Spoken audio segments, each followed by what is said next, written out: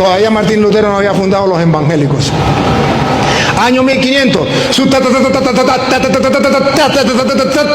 abuelo del año 1500, ¿era católico o era evangélico? Todos los evangélicos del mundo entero tienen que responder a esa pregunta. ¿Eran católicos? Todavía no existía ningún evangélico. Cuando Cristóbal Colón llegó a nuestra tierra, año 1492, ni un evangélico había en ninguna parte del mundo. Reto a cualquier protestante que me diga en qué parte había un pastor de la luz del mundo, pentecostal, adventista, mormón, testigo de Jehová. ¿En qué parte del mundo? Año 1500, ¿cómo se llamaba su pastor? ¿Qué dijo? ¿Qué hizo? Y si solo te digo, va, deme el número de la atalaya. Hace poco estaba viendo un video de uno de los más reconocidos maestros católicos de este tiempo. Este decía que los evangélicos no son la iglesia verdadera, sino que son hermanos separados, porque ellos tienen muchas iglesias y nombres, y Jesús dijo que él tenía una sola iglesia. Por lo tanto, según él, la iglesia católica es la verdadera porque tiene un solo nombre a nivel mundial. También argumentaba este señor que la iglesia católica está desde el tiempo de Jesús, desde la iglesia primitiva, y que Pedro fue el primer papa, mientras que los protestantes nacieron hace pocos años con el tal Martín Lutero, y que por lo tanto no son la iglesia original y verdadera. Bien, en estos argumentos hay varios errores teológicos e históricos también. Para comenzar, la iglesia verdadera de Jesucristo no se define por un nombre o una denominación. No podemos decir que la iglesia verdadera es la que tiene tal nombre en la entrada de sus templos, o que es esta porque día cristiana o católica en su nombre oficial. De hecho, la iglesia primitiva no tenía un nombre oficial, no se llamaba católica ni evangélica, simplemente eran discípulos de Jesús y la gente les fue poniendo nombres, como por ejemplo los del camino, cristianos, entre otros nombres. La iglesia verdadera de Cristo son todos aquellos cristianos que son discípulos verdaderos de Jesús y viven de acuerdo a su palabra. Esta es una iglesia espiritual y solo Dios conoce quiénes son parte de esa iglesia verdadera.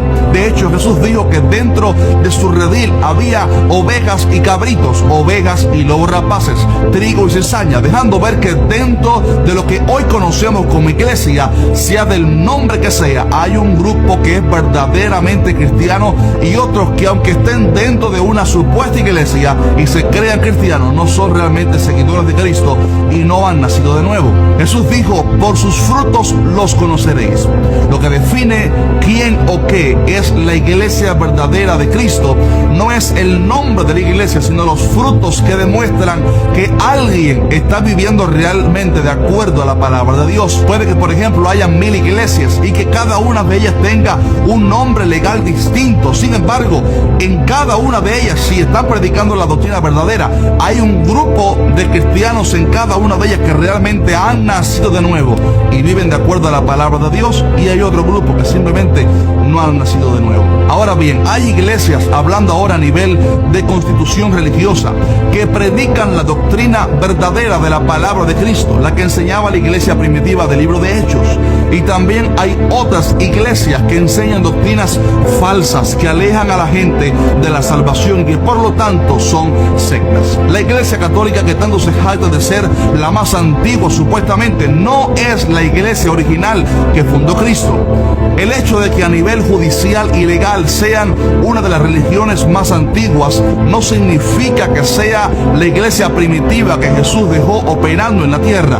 Hay un fenómeno profetizado en la Biblia que se llama la apostasía, y esta es cuando una persona o una constitución religiosa, una iglesia, se aparta de la verdad para enseñar falsas doctrinas y por lo tanto se aparta del camino correcto de la fe.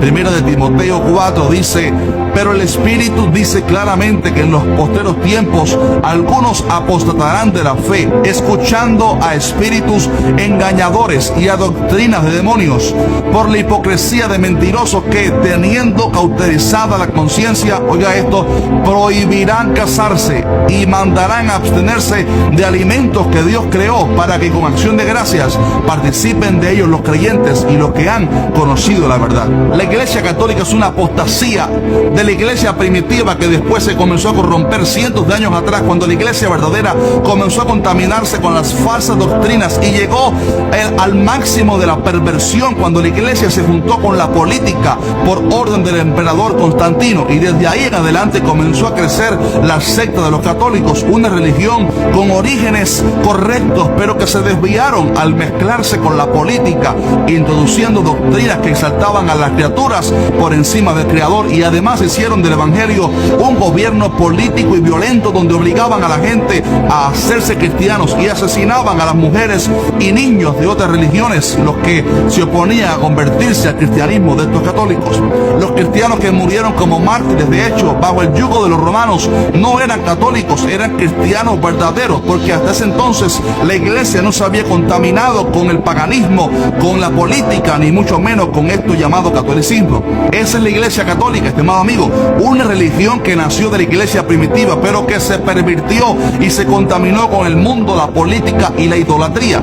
Sin embargo, Dios siempre mantuvo un remanente pequeño de cristianos que no se dejaron influenciar por el catolicismo, y muchos de ellos, de hecho, fueron perseguidos y asesinados por la iglesia católica.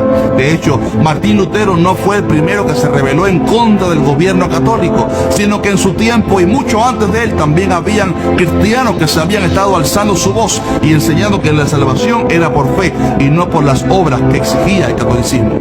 Estimado amigo, la iglesia cristiana, protestante o evangélica como la conocen hoy, no nació con Martín Lutero, sino que es aquel pequeño grupo de cristianos que no se dejaron influenciar cuando otros mezclaron la iglesia verdadera con la idolatría, con la política, sino que este grupo se mantuvo firme, tal vez en anonimato, desde el tiempo de Jesús, hasta que Dios usó a Martín Lutero y a otros para proclamar en alta voz la verdad absoluta de la Biblia. Es mentira que la iglesia de los protestantes o la iglesia evangélica o cristiana nació con Martín Lutero. No, siempre ha existido, pero la iglesia, parte de la iglesia primitiva, se comenzó a pervertir y a contaminar con el pecado, y ahí nació el catolicismo. Sin embargo, Dios siempre mantuvo un grupo de cristianos, y gracias a Dios que Martín Lutero pudo usar la verdad de la palabra de Dios para que el cristiano verdadero alzara su voz y proclamara a los cuatro vientos las verdades irrefutables de la palabra de Dios. También sabemos que la iglesia católica no es la verdadera,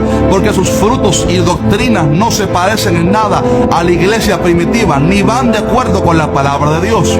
Como dijimos en el principio del video, la señal que caracteriza a una iglesia verdadera no es su nombre religioso, sino sus frutos. La iglesia católica cobraba dinero para que el sacerdote católico perdonara al pecador. Si no pagaba dinero, no había pecado y no había cielo.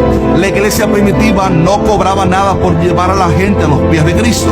La iglesia católica le pide a María favores para que ésta intermedie delante de nosotros ante Dios. En la Biblia no se ve en ningún momento a nadie de la iglesia primitiva pidiéndole un milagro a María, y ni siquiera se le menciona casi en el libro de Hechos.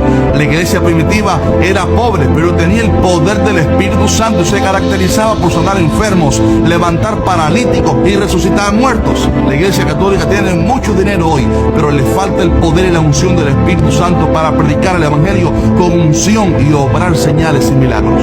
La iglesia primitiva no tenía ningún tipo de amuleto, sino que oraban a través de la fe solamente, y el cielo se movía a favor suyo.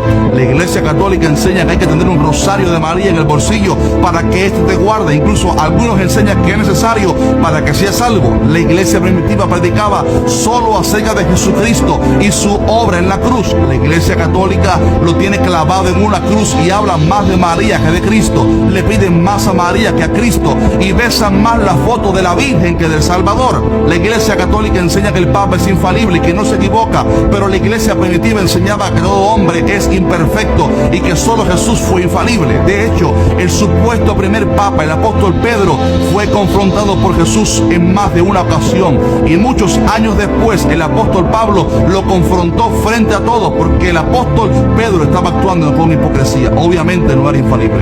La iglesia católica enseña que cuando alguien muere, aunque haya sido un gran pecador, si un familiar suyo intercede por la persona, paga dinero y le hacen una misa, ese pecador supuestamente está en un limbo, está en un lugar de purgatorio, sus pecados son perdonados y entra en el cielo. Pero la iglesia primitiva enseñaba que está establecido para los hombres que mueran una sola vez y después de esto el juicio.